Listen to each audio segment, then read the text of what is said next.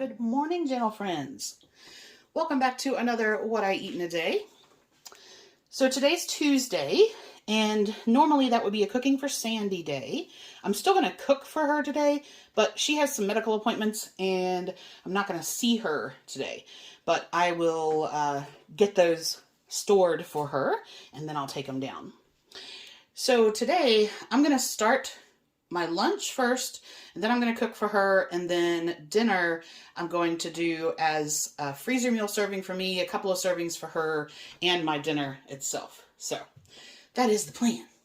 Now I'm going to do a Udon Noodle Bowl for lunch because yesterday I made the pickled bamboo shoots and bean sprouts, Menma, and I really want to use that. I want to try that in a bowl. So here's what I've put together. I'm going to have some udon noodles, and they basically look like that. And this particular brand, this particular one,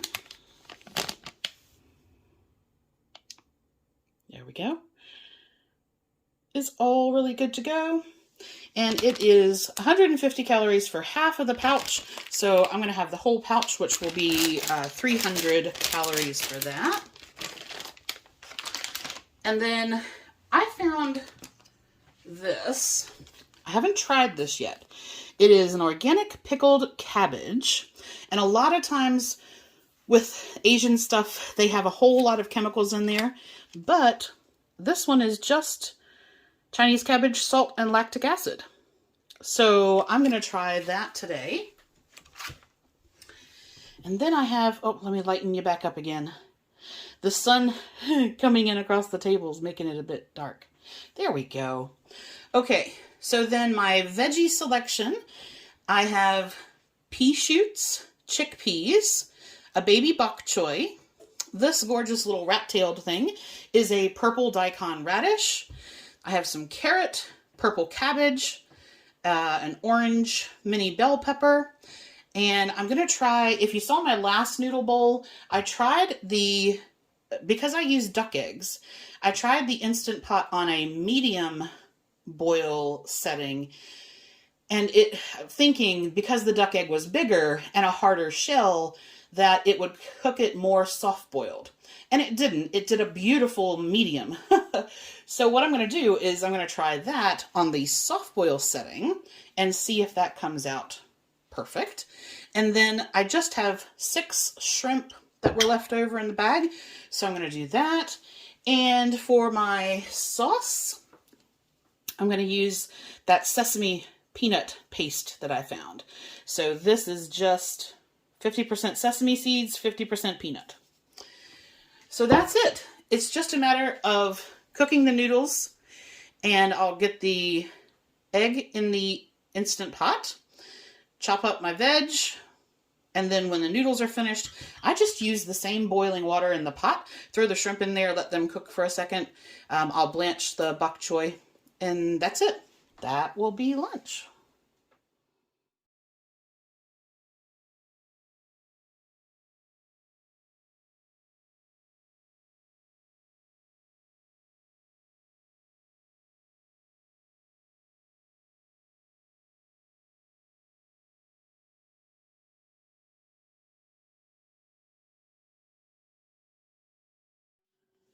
Hey guys, so I decided to hold on the butter chicken for Sandy because I think I'm going to take that down as the the fresh meal when I go down and see her. So I'm going to wait on that one. Oh, excuse me. So I'm just going to go ahead and do the shepherd pie. I will say that as it's gotten colder, I'm hurting quite a bit. So I'm going to start this now because I have to do the initial part and then it has to bake for 30 minutes. And yeah, if I wait too much longer, I'm not going to do it. I actually had planned a salad to go with dinner, and I'm looking in the fridge and I'm like, oh, I can't be bothered. So I don't know. I'm gonna, once I get this put together and in the oven, I'm gonna lay down, and then I may or may not add a salad to this tonight. I don't know. I just, ugh. Anyway. Okay, so shepherd's pie. Traditionally made with ground beef, or in Australia and New Zealand, they do a cottage pie, which is traditionally made with ground lamb. I don't have either, but I do have some ground bison that I got at Kroger. Oh, I'm sorry if I'm giving you a contagious case of the yawns. Okay, so I'm going to cook the meat. And now I've linked to a couple of different recipes, but the way that I'm going to do it is I'm going to cook this in some beef broth and some cornstarch. One of the recipes calls for flour. One of them, I saw a lot of them that didn't call for anything. Most of them call for Worcestershire sauce, which I don't have. So I'm just going to use some of the, well, there we go. Simple Truth Organic steak sauce. And that's going to be my sort of meat base. And then my veggies, I have peas and carrots and corn. So I'm going to put that in there. And then for the mashed potato topping, I just have 4 russet potatoes. I'm going to quarter these and cook them in the Instant Pot. And then I'm going to add butter, 1/3 less fat cream cheese, half and half, and milk. And then basically you just put your meat and veggie mixture in the bottom. You top it with your mashed potato mix. Make sure that you give it lots of nice little spiky peaks, because that's what's going to brown it up. And then throw it in the oven to bake for another 30 minutes. And that's everything. I don't even know why you bake it for 30 minutes, because if your meat is cooked and your mashed potatoes are done, I don't know why but that's what I'm going to do. So, that's it. I'm going to cut up the potatoes, get them in the Instant Pot. They take 12 minutes under pressure. And by the time that is finished, everything else should be done. So this is going to come together, other than the waiting time for cooking it, it should come together pretty quickly.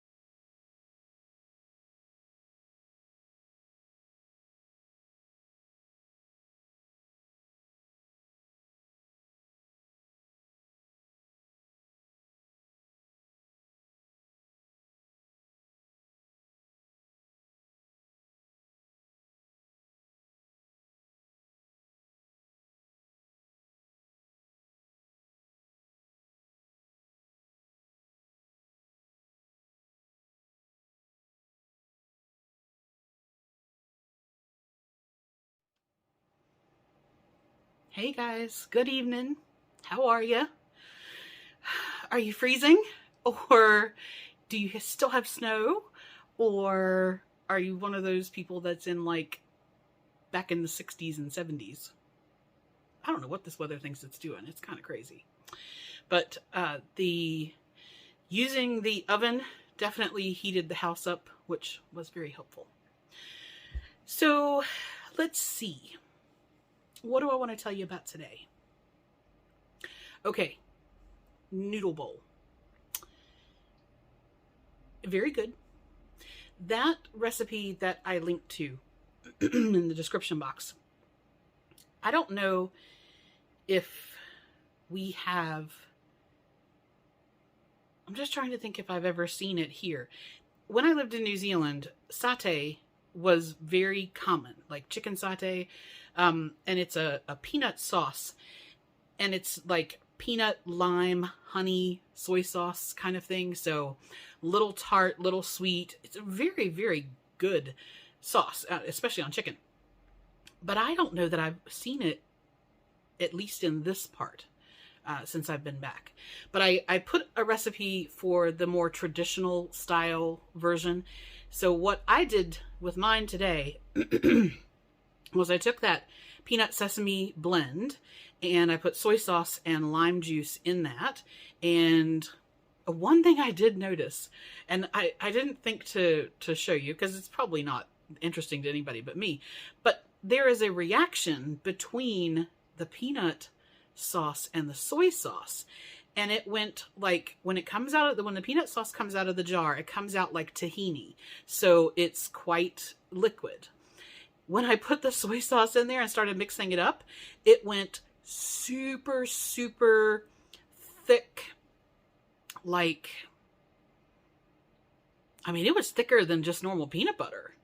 And so then you basically have just like this lump on the end of the spoon that you can't stir into the noodles. So, and I found that out last time. So today I stirred the sauce itself into the noodles first. And then I added the soy sauce, and then I added the lime juice. And that worked out much better because it bound up when I tried to mix it all up.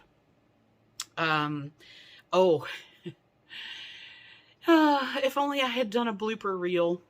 So, my duck egg test. Yes, soft-boiled egg is the right setting, but the first one that I put in there turned out to be a double yolk. And of course, you know, you can't tell that. So it does its thing. It does its little beep, beep, beep, I'm done. And I open it up. The egg had exploded. One of the yolks was half out of the shell, and the other yolk had completely fallen out whole and was sitting on the bottom of the Instant Pot. And I was like, okay, let's do that again. So I got another one, and I thought, maybe there's something weird in the settings. But no, the second one was beautiful. You saw that one. So, yes, the apparently pressure, well, and I was cooking them on steam, but apparently that was just too much for the poor little double yolk. And there may have been a crack in it. I get them from I get my duck eggs from a local farmer. So they are, you know, about as close to buck butt as you can get. And something, it could have gotten cracked in, when she was gathering them, it could have gotten cracked in my fridge, you know, who knows. So yes, that was interesting. But taste-wise, for me, the extra lime juice made a big difference. So I don't like peanut butter. It's really weird. I eat peanuts, and I strangely like this peanut sauce, but tahini on its own, I don't like. Peanut butter on its own, I don't like. That sauce with soy sauce, and today with lime juice, very good. So, yeah, it was all good. And then dinner, when I originally built the recipe, I only planned on making the big pan, the square cake pan one. And I thought, yep, we'll divide that into 4. I'll have a serving for dinner, I'll freeze a serving, and I'll give Sandy 2 servings. Well, I started putting this stuff in the pan, and I was like, wow, that's way too much. That's not going to fit. And so then I remembered I had those little individual crocs. So I put 2 servings for me in there. And I think what I'm going to do, I have to talk to her tomorrow and see if she wants 4 servings, if she wants me to divide it up and take it down to her in 4 servings, or if she wants me to keep 2 to put in the freezer, bring her 2, and then I had 1 tonight, and then I have, the other one I guess I could just keep in the fridge. So yeah, that made more than I thought. And I had already pointed it out or caloried it out at like 500 calories. And I was like, okay, that's fine. Because you saw I put butter and half and half and light cream cheese in there. So I knew that it was going to be higher. But then once I divided it into the actual amount of servings that it made, it brought it down to like 300 and something. And so I was like, okay, there you go. And that's why I decided that I needed to just suck up being tired and do the salad anyway, because otherwise I was going to be way, way under on calories. And so I had that. And then I watched I'm watching The Witcher on Netflix. And I watched an episode of that. And then I had the pear and orange. And then I think I'm going to watch one more episode, maybe, and probably go to bed soon. But yeah, all in all, pretty cruisy, cold, but cruisy day. So yeah, all good. Okay, let us do our card of the evening. Card of the day. What are we going to do? There's only 50 some cards. What are we going to do when we run out of cards? I'm going to have to get another deck. I'll have to look on Amazon and find another set. Okay. What do we got?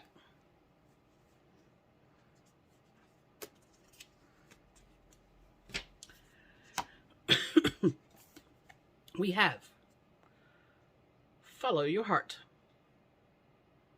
On a surfboard, apparently. All right. I'm always rewarded when I follow my heart. I trust that the GPS in my heart knows all the best routes. And when it seems like it's taking too long to get where I want, I know that's because there is some cool, weird stuff to see along the way.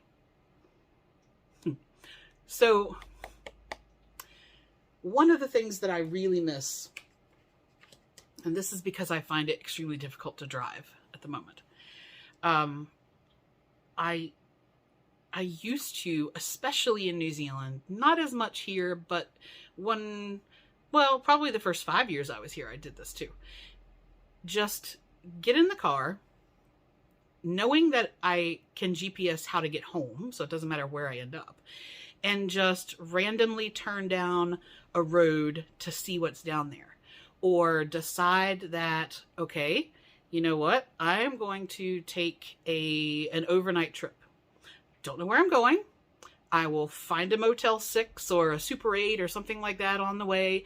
I'll stay the night there. I'm going to drive and just stop at farmers markets and produce stands and these little rundown towns. And just, I was doing a lot of photography at the time, and just to be able to point your car in a random direction and windows down, music on.